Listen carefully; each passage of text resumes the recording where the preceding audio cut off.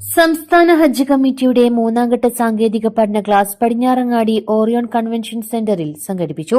പരിപാടിയിൽ വാൽപ്പാറയിലുണ്ടായ അപകടത്തിൽ മരണപ്പെട്ടവർക്കും തൃശൂരിലെ വെടിക്കെട്ട് നിർമ്മാണ കേന്ദ്രത്തിൽ ഉണ്ടായ സ്ഫോടനത്തിൽ മരണപ്പെട്ടവർക്കും അനുശോചനം രേഖപ്പെടുത്തി.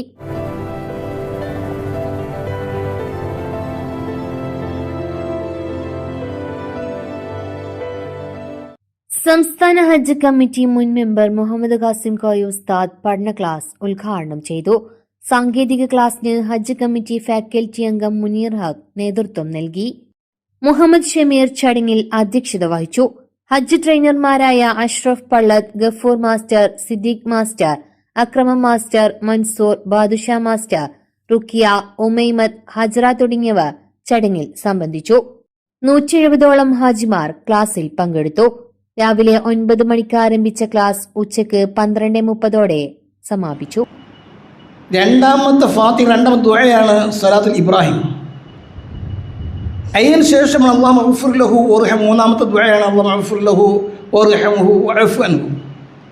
സലാത്തിൽ ഒരു ദുആയും അല്ലാഹു സ്വീകരിക്കില്ല. നേരെ അൽഹംദുലില്ലാഹി റബ്ബിൽ ആലമീൻ സലാത്തില്ലാതെ നമ്മൾ സ്വീകരിക്കില്ല, ഉറപ്പാണ്.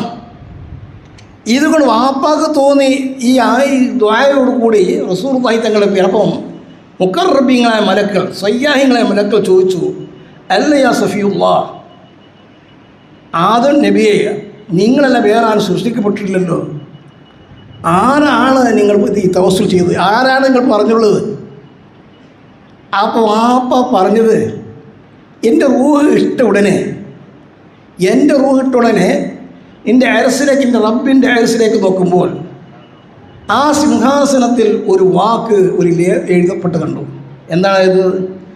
ലാ ഇലാഹ ഇല്ലല്ലാഹു മലിക്കുൽ ഹഖ്ഖുൽ മുബീൻ മുഹമ്മദുർ റസൂലുള്ളാഹി സാദിഖുൽ വഅദുൽ അമീൻ.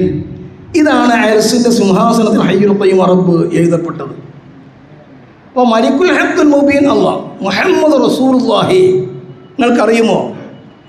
റഹ്മത്തുൽ ആലമീൻ അസ്റഫുൽ ഖൽഖ് മുത്ത് റസൂലുള്ളാഹി സ്വല്ലല്ലാഹു അലൈഹി മദീന റൗളാ ശരീഫ് കടന്നു കഴിഞ്ഞാൽ ആ പിച്ചർ സ്വർണം പൂശി അതിൽ എഴുതിയിരിക്കുന്നത് നേരെ നോക്കി നിങ്ങൾക്ക് പോയാൽ നമുക്ക് കാണാൻ തൗഫീഖ് ചെയ്യുമാറാവട്ടെ.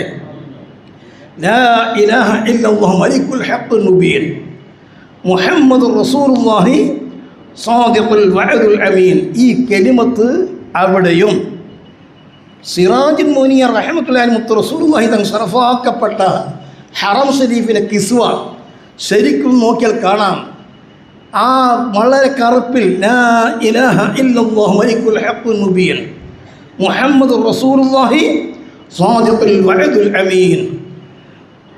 ഇത് കാരണമാണ് അല്ലാഹു ഉപ്പ തിരിഞ്ഞു നോക്കുമ്പോൾ മലക്കൾക്കാ നോക്കുമ്പോൾ വിഷമിച്ചു. ഈ മുഹമ്മദ് റസൂലുള്ളാഹി ആ വാക്ക്, ആ ചലനം, ഈ നിമിഷം തന്നെ സുബ്ഹാനല്ലാഹ്.